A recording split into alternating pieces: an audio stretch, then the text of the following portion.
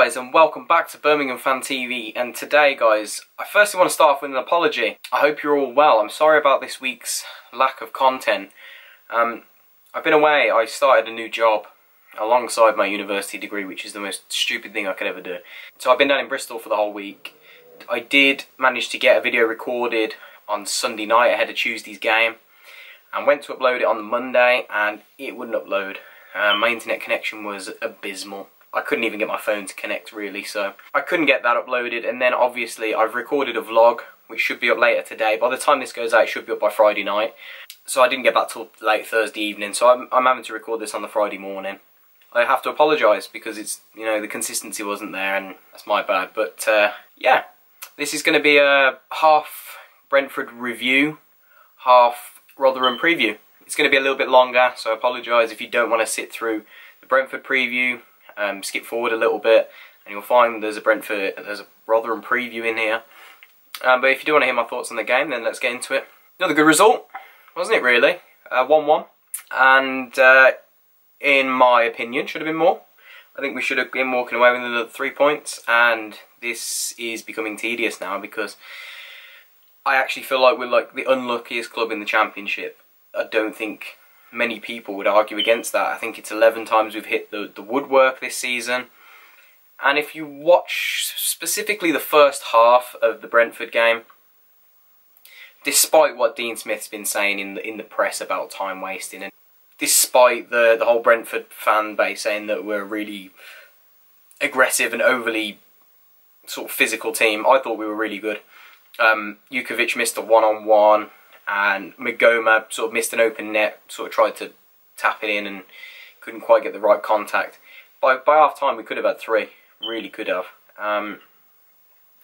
The goal itself, thoroughly deserved. Was, you know, the momentum was building, and we've looked.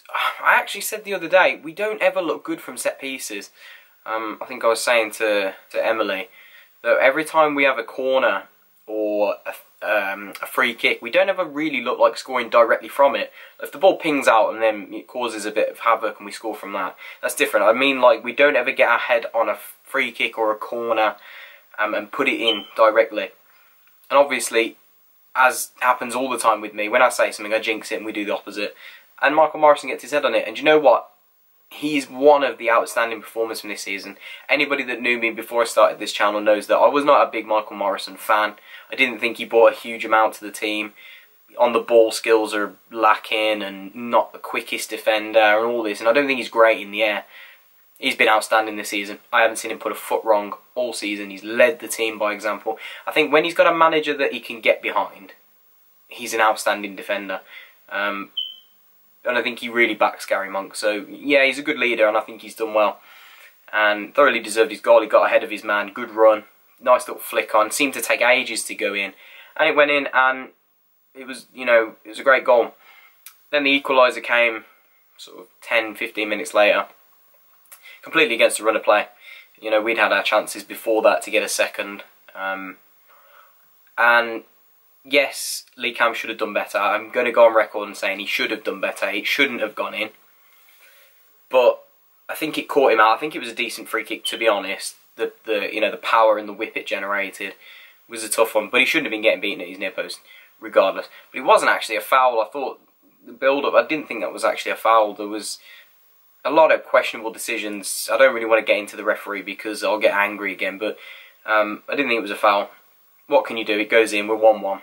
And we go in at 1-1 half-time. I think it was a bit unlucky. And then we started the second half a bit sloppy in the first 5 minutes. A little bit off the pace. And then I thought we were picking up again. I thought we had a little bit of momentum.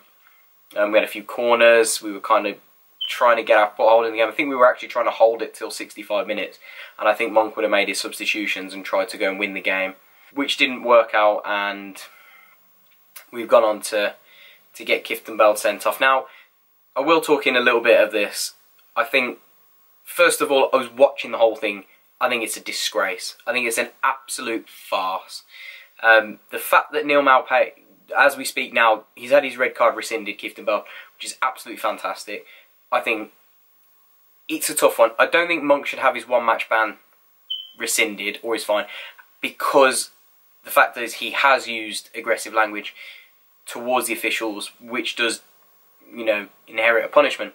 However, he wouldn't have been in that position had Malpain not have dived or cheated the referee. So regardless of what Monk will serve his ban now and he'll serve his fine, but Neil Malpain now should be investigated, and I believe should have at least a 1 or a 2 game ban for that and a fine. Because if the EFL are serious about taking rules and stricter, you know, restrictions on cheating and diving and all of this, which they said many a time, then this is the prime case for it. He did it 4 times in the game, especially in the first half with corners. I watched him trying to antagonise our players, trying to like pinch and sort of hit them in the back and waiting for contact. And then when there was any push or anything like that, he'd hit the deck or he'd run over to the referee. I think it's disgusting. I think the guy should be ashamed of himself. If he came out and hold his hands up and said, you know what, yeah, I did and I shouldn't have done, and takes his fine, then, you know, we'll move on from that. But he won't, he'll hide. And then Dean Smith's comments in the press today about us being a time-wasting team, he's just really bitter that he couldn't be a 10-man Blues. But regardless, I think a point is a fantastic result. I'd have took that all day long in an informed Brentford team. And I think it should have been all 3. I think we could have gone on to win the game. Either team could have won it, but if we'd have had the 11 men, we'd have posed a lot more of a threat. Obviously, we were going to hang on for the last 25 minutes with 10 men, but regardless, point's a point. On to the Rotherham game. Saturday, tomorrow, when this comes out, Rotherham visit St Andrews, and on paper, again, looking at it when the fixtures came out at the start of the season, it's a game you say, yeah, we should be winning that game. We really should, because, you know, we don't mean disrespect, but you have to look at teams and you have to say, yeah, that's a game that we should be winning. That's a game that we should be winning, especially your home games. You probably target at least 12 to 15 games a season where you think, yeah, we could probably win that game at home. Yeah, we could win that game at home. And Rotherham just fall into that category. I'm sure we may fall into theirs when we visit the New York Stadium, but I don't think it's going to be that simple. I think it's another Ipswich. It could be another banana skin. I think Rotherham are actually a really, really well organised team. And if you look at some of their results, they're certainly by no means, they're not in the bottom 3, first of all, and for a newly promoted team, that means, you know, they're doing really well. Just going through some of their last 6, they're actually unbeaten in the last 2. They drew 2-2 to Stoke, and they drew 0-0 to Bristol City. Both of those teams are very good teams, Stoke and Bristol City, both with lots of threat. They only lost 1-0 away at Nottingham Forest, 2-0 away at the Villa, and they beat Derby 1-0 at home. Now, that's 5 points from their last 6 games. But for a newly promoted team, they seem like, at home especially, they're very good at home. Now, I think we need to be careful. I think, hoping, fingers crossed, that we learnt from last Saturday against Ipswich that we can't take these teams lightly. We need to be on it.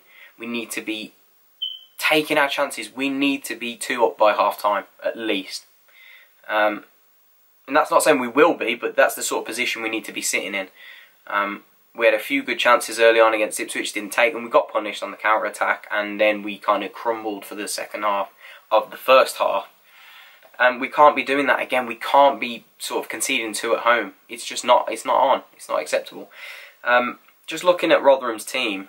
So looking at Rotherham's team, you know, just trying to pick out some key players. Joe Newell, I actually know well. I actually played some football with Joe Newell once. Anybody that knows me, Callum and Lee, we knew Joe Newell's cousin, and he came and played football with us once. But he's a good player regardless. And then you've got Mattock at left back and Palmer in midfield. So they've got some championship recognised players. I think they mainly rely off their organisation in the team. Obviously they're going to come and they're not going to be very open at St Andrews. No team is ever going to be that stupid in the championship. But they're going to know what they're going to do. They're going to try and nullify our threat. They're going to be quick on us. They're going to be closing us down. They're going to try and harry us and try and pin us back in our own half. But this is where Blues have got to be clever. We've got to utilise the ball well. We need to be better in possession. We need to sort of try and keep the ball and pull them around a little bit. Try and open them up, you know, try and get the ball out wide as quick as possible. Get the overlaps from Pedersen and Colin. And the wingers need to be really direct and really sharp with their play. And then the forwards need to be the forwards. What I get frustrated about a lot is, I'm not going to criticise Adams, because actually he was really good again Tuesday night. But he's running into the channels and he's never in the box. And that's not his own fault. If he's got to be sent into the channels, he's got to be sent into the channels. But we never have a striker in the box. We need to start having a forward in the box. Because Mags and Hotter, especially this Saturday, we need to play this differently. We need those two to be supplying plenty of whipped crosses in. I think lots of fast crosses. And then say if it's Mags down the left-hand side, he gets a ball across. We need Adams in there, Jukovic in there, and Hotter coming in at the back post. So we need like a line of three to try and knock it in. And same from Hotter on the other side, but he tends to cut in on his left, so it's going to be more of a whipped ball around the back post, sort of coming round. And the wingers need to tuck in and try and offer like a third striker at times. I don't think we do that enough at home. And against teams like Rotherham, it's where you need to be trying to press a bit higher, so the wingers need to be almost like forwards. But as for the team, I can't see us changing too much again. I've been reading in the Birmingham City, and Brian Dick said it's probably time to swap Magoma for Mahoney, just to give Magoma a rest. I don't disagree with him, actually. I think I said it in my Brentford preview, but obviously you guys didn't see that. I wouldn't change Magoma for the Tuesday night game at Brentford, but then would bring Mahoney in for the Saturday game. I think it's time. I can't disagree. So I go with Camp in goal. Lee Camp actually made some really good saves. Was really pleased with him midweek. He made 2 really good saves. Yes, he should be doing better with the free kick, but regardless. Same back four. I think the back four has been our best asset this season. How well have this back four done? I think they could be one of the lowest. We could be one of the lowest conceding teams in the league by the end of the season. We'll be in the top 6, I think, for that sort of thing. So quote me on that at the end. A midfield 4 of Hotter, Kieftenbeld, Gary Gardner and Mahoney. I'd like to see what he can do. Obviously then you've got Mags as an option if we need it for the last 35 minutes, 30 minutes, whatever. And then Duke and Adams up front. I think Duke's in the September Player of the Month, Team of the Month, so fully deserved, never gets the credit he deserves. It's about time. And Adams has really picked up his performances last 3 again, so full credit to him. I think we could hurt Rotherham, but saying that, if we don't show up, we could be embarrassed again, as in Rotherham could easily catch us off guard. But stick to the game plan. If we play with a lot of energy and we need to play with quality as well. You know, it's all well and good us playing with this energy, but we've got to have quality. If we play with the quality we know we've got, defend resolutely, and play with an intensity, I think we could, not comfortably, but we should win. Score predictions, it's a tough one. Obviously we need to win this game. If we win this game, obviously we've gone the whole between the last international break and this one unbeaten. We'll be 8 unbeaten, 11 unbeaten at home if we win this or draw.